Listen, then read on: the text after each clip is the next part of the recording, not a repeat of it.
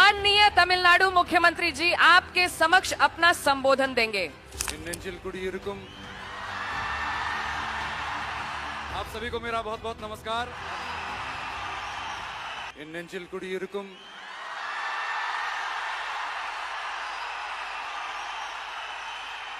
आप सभी को मेरा बहुत बहुत नमस्कार। आप सभी का यहाँ हार्दिक अभिनंदन है। नमस्कार जी, प्रणाम।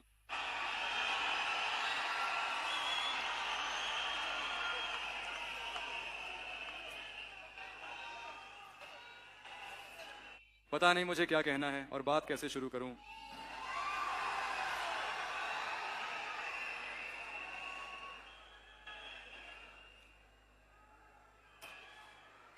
फिल्मों के भीतर की ओर किसी तरह मेहनत करके मैं जीवन में कामयाब होना चाहता था। एक काफी साधारण, क्या तू किसी असिस्टेंट डायरेक्टर की औलाद है क्या? मेरी जिंदगी में भी तो बिल्कुल इसी तरह के हालात बने हैं। गरीबी क्या होती है ये मुझे बहुत अच्छी तरह पता है। मुझे बहुत अच्छे से पता है कि भूख क्या होती है। मैं किसी बड़े या नामी राजघराने से नहीं हूं, मेरा वहां से कोई नाता नहीं।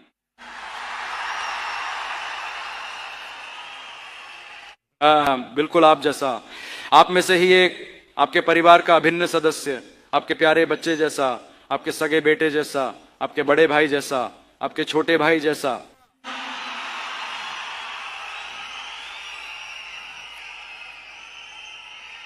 मैं भी बिल्कुल ऐसा ही महसूस कर रहा हूं। इसीलिए तो आपने भी मुझे बिल्कुल वैसा ही समझ लिया था। आपने मुझे सिनेमा के इस विशाल फलक पर एक बहुत ही महत्वपूर्ण और खास जगह प्रदान की है। उन सब बातों को तुम छोड़ी दो। विजय, आप सभी लोगों का कर्ज चुकाने के लिए ही आपने राजनीति का यह कठिन मार्ग चुना है। यह तो हमारी विजय है। विजय तुम आओ, हम सब है ना, हम संभालेंगे। विजय भाई तुम आओ, हम हैं।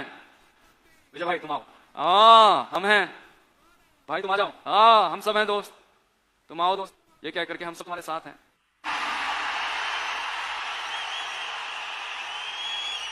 आपने जिस तरह से मुझे इतने असीम प्यार और अपनेपन के साथ अपनाया है, मैं उसके लिए आपका सदैव आदरणीय और हृदय से आभारी रहूंगा।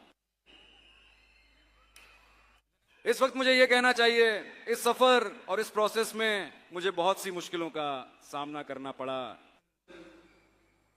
मुझे जो इतने अपमान सहने पड़े वो एक तरफ, लेकिन मेरे साथ खड़े रहने की वजह से आपको भी वैसी ही परेशानियां और वही अपमान झेलने पड़े।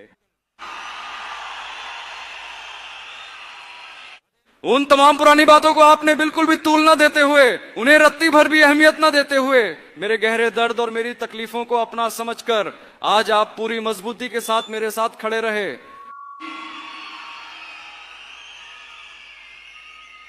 मेरा नाम जोसेफ विजय है, मैं ही हूं।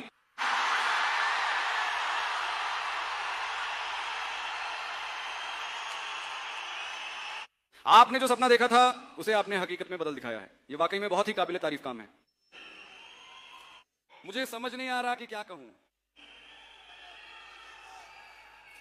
मेरे परिवार के सभी सदस्यों, मेरे अपने प्रियजनों, मैं कोई फरिश्ता नहीं हूं जैसा कि आप सोच रहे हैं। मैं भी एक सामान्य जीवन जीने वाला एक साधारण इंसान ही हूं। जैसा कि मैंने पहले कहा था, मैं आपसे ये करूंगा वह करूंगा, जैसे झूठे वादे करके आपको धोखा नहीं दूंगा। उसे जो संभव है मैं केवल वही करूंगा।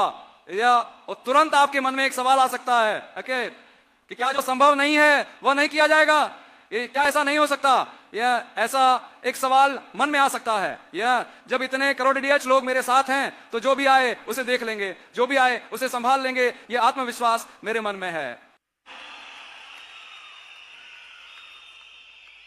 मुझे यहां एक और बात भी कहनी है। आज के इस दिन मैं आपको हमारी तमिलनाडु सरकार की वर्तमान स्थिति के बारे में बताना चाहता हूं। इन्होंने 10 लाख करोड़ रुपए से भी ज्यादा का कर्ज ले लिया है।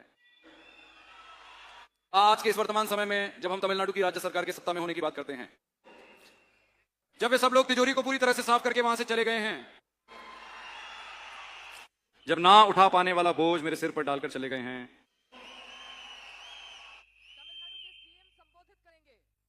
तो बिल्कुल इसी तरह की विकट परिस्थितियों को देखते हुए हमने इस पूरी जिम्मेदारी को अपने कंधों पर उठाने का साहसी निर्णय लिया है।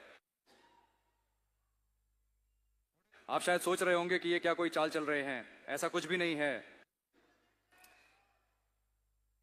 अंदर जाकर देखेंगे तभी पता चलेगा कि कौन सी चीज किस हाल में है, क्या नहीं है, कौन सी चीज किस हालत में है और कौन सी नहीं। तो वह सब देखने के बाद मुझे लगता है कि उसे आपके लिए एक श्वेत पत्र जारी करना चाहिए, एक पूरी तरह से पारदर्शी और जवाबदेह सरकार, यानी कि आज के समय में हमारी तमिलनाडु की सरकार बिल्कुल इसी स्थिति में काम कर रही है। यह महत्वपूर्ण बात आपसे साझा करने के बाद मैं अब अपनी चर्चा को यहीं से आगे बढ़ाना चाहता हूं। मैं सबसे पहले वही करना चाहता हूं, तमिलनाडु की बात करें तो अगर किसी से जाकर मिलना हो तो ये चेहरा ढककर मिलना, यो एस ये सो क्या हुआ है। मैं छुप कर या आपको बिना बताए किसी से मिलने जैसा काम नहीं करूंगा। जो कुछ भी होगा मैं उसे पूरी पारदर्शिता के साथ और बिना किसी छिपाव के करूंगा। आपने इतनी बड़ी जिम्मेदारी मेरे हाथों में सौंपी है, साथ ही मैं आपसे अनुरोध करता हूं कि आप मुझे थोड़ा समय भी दें। मैंने जो कुछ भी कहा है उसे चरणबद्ध तरीके से पूरा करने की मैं कोशिश करूंगा, मैं उसे पूरा करूंगा। साथ ही अगर आप मुझे थोड़ा समय देंगे तो यह मेरे लिए मददगार और सहयोगपूर्ण होगा। यह आपकी सरकार है। महिलाओं की सुरक्षा के मामले में मैं बहुत सख्त हूं। नशीली दवाओं की संस्कृति को नियंत्रित करने के लिए क्या कदम उठाए जाने चाहिए, क्या प्रयास किए जाने चाहिए, मैं आज से ही इन पर काम शुरू कर दूंगा। हमारे बच्चों को उससे बचाकर सुरक्षित रखना हमारी सरकार की सबसे बड़ी जिम्मेदारी है। इसी तरह मैं कानून व्यवस्था और हर एक नागरिक की सुरक्षा को पूरी तरह से सुनिश्चित करूंगा, भले ही वे लोग वही क्यों ना हो जिन्होंने अतीत में मेरा अपमान किया था। भले ही उन्होंने मुझे कितना भी गहरा दुख या पीड़ा क्यों ना दी हो, अंततः वे सब मेरे अपने ही लोग तो हैं। फिर चाहे वे मेरे मित्र हों या फिर मेरे शत्रु, ये 8 करोड़ लोग, ये सब मेरे ही तो हैं।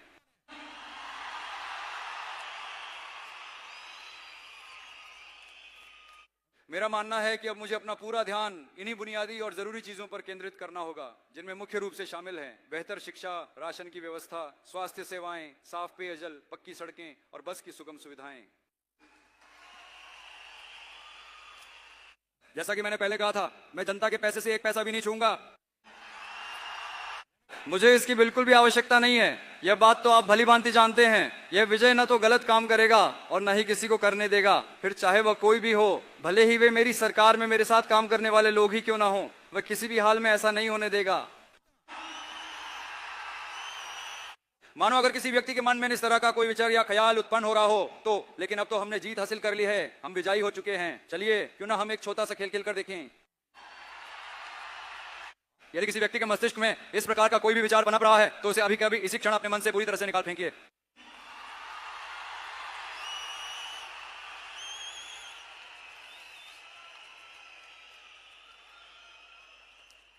यहां सिर्फ एक ही सेंटर है, मेरे नेतृत्व में बना सेंटर।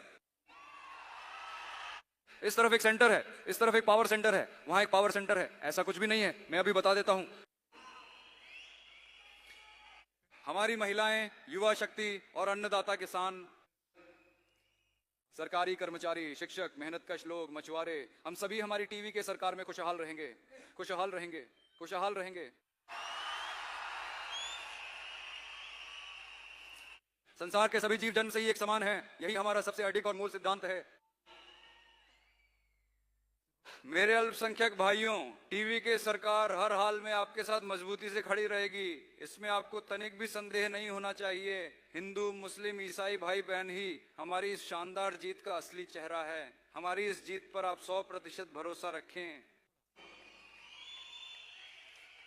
ऐसी अनुकूल परिस्थितियां निर्मित करने के लिए तमिलनाडु के आप सभी लोगों का मैं इस अवसर पर हार्दिक आभार व्यक्त करता हूं।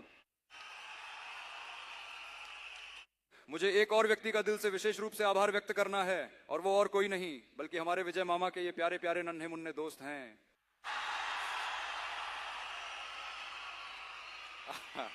ये सब उन्हीं की बदौलत मुमकिन हो पाया है। मैं आपका शुक्रिया किस तरह अदा करूं मुझे समझ नहीं आ रहा। और तुम्हारे उज्जवल भविष्य को ध्यान में रखते हुए मैं तुम्हें विश्वास दिलाता हूं कि तुम्हारे लिए सब कुछ बेहतर करने का काम तुम्हारा यह विजय मामा ही करेगा। खुद पर कॉन्फिडेंट रहें। इसी सिलसिले में मुझे एक और शख्स का भी विशेष रूप से आभार व्यक्त करना है। भला मैं आपको कैसे भूल सकता हूं, आखिर आप ही तो मेरी जान हैं। तमिल कावेत्री कजगम से जुड़े मेरे सभी साथियों,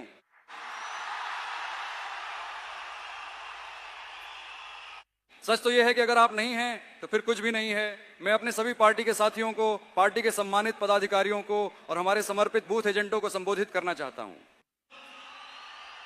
मेरे प्यारे वर्चुअल जगत के योद्धाओं, मैं आप सभी का तहे दिल से शुक्रिया अदा करता हूं। आप सभी का कोटि कोटि धन्यवाद। तो आइए हम सब मिलकर एक बिल्कुल नई और पारदर्शी शासन व्यवस्था की शुरुआत करें और एक नई गवर्नेंस को आकार दें। ये एक नई शुरुआत की घड़ी है।